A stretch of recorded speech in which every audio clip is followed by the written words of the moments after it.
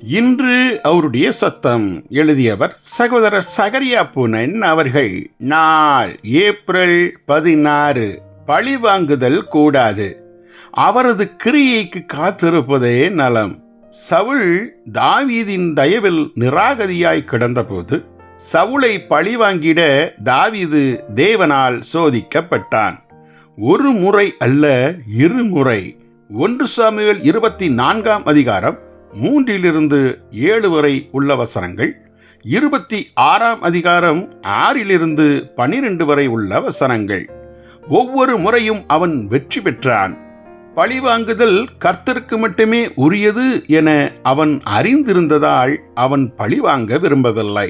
தீமையை நன்மையால் வெல்லவே விரும்பினான். ரோமர் 12ஆம் அதிகாரம் 19-21 வசனம் வரை. தன்னை தேவன் ஏற்கனவே அபிஷேகம் செய்து தகுதிப்படுத்திவிட்ட சிங்காசனத்தை கைப்பற்றும்படி சவுலை கொன்றிட எண்ணவில்லை. தேவன் நமக்கு தருவேன் என்று வாக்கு பண்ணின ஒரு காரியத்திற்கு காத்திருப்பது நமது விசுவாசத்திற்கும் பொறுமைக்கும் உண்மையிலேயே ஒரு சோதனை ஆகும். தேவனுக்கு காத்திருந்ததாலும் நம்பி இருந்ததாலும் தாவீது ஒன்றும் இழந்துவிடவில்லை. தாவீதின் 30ஆம் பிறந்த நாள் நிறைவேறின உடனே தாவீதை அரசனாக்க தேவன் திட்டமிட்டு இருந்தார். தேவன் திட்டமிட்டபடி சூழ்நிலைகளும் அப்படியே துல்லியமாய் நடந்தேறின. 2 சாமுவேல் 5ஆம் அதிகாரம் 4வது வசனம்.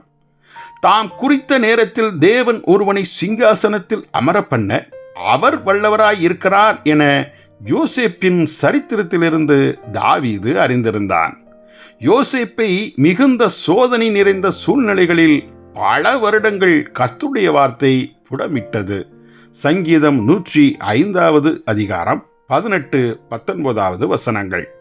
ஆனால் யோசேப்பின் 30வது பிறந்த நாள் நிறைவேறின உடனே கர்த்தருடைய வேளை வந்தது. அவன் எகிப்து தேசத்தின் 2ஆம் அதிபதி ஆனான். ஆதியாகமம் 41வது அதிகாரம் 46வது வசனம்.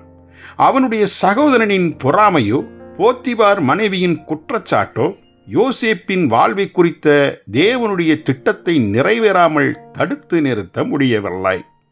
தேவனுடைய சித்தம் நிறைவேறுவதை ஒரு நாள் கூட தாமதப்படுத்த அவர்களால் உண்மையிலேயே முடியவில்லை. யோசேப்பின் சரித்திரத்தை தாவீது படித்திருந்தான். இப்போது தனது சொந்த வாழ்விலும் தேவன் உண்மையுள்ளவர் என்பதையும் சர்வ வல்லவர் என்பதையும் நிரூபிக்க வைராக்கியமுள்ளவனாய் இருந்தான். மேலும் யோசேப்புக்கு தேவன் எதை செய்தாரோ அதையே தேவன் தனக்கும் செய்வார் என்பதை தாவீது கண்டான். ஜெபிப்போமா. பரம தந்தையே, நீர் எங்கள் வாழ்விற்கு கொண்டுள்ள திட்டத்தை யாதொருவரும் பறித்திட இயலாது. நாங்களோ தீமைக்கு பழிவாங்காமல் நன்மை செய்து வாக்குத்தத்தத்தை பொறுமையாய் சுதந்தரித்திட தயை புரியும். ஆமேன்.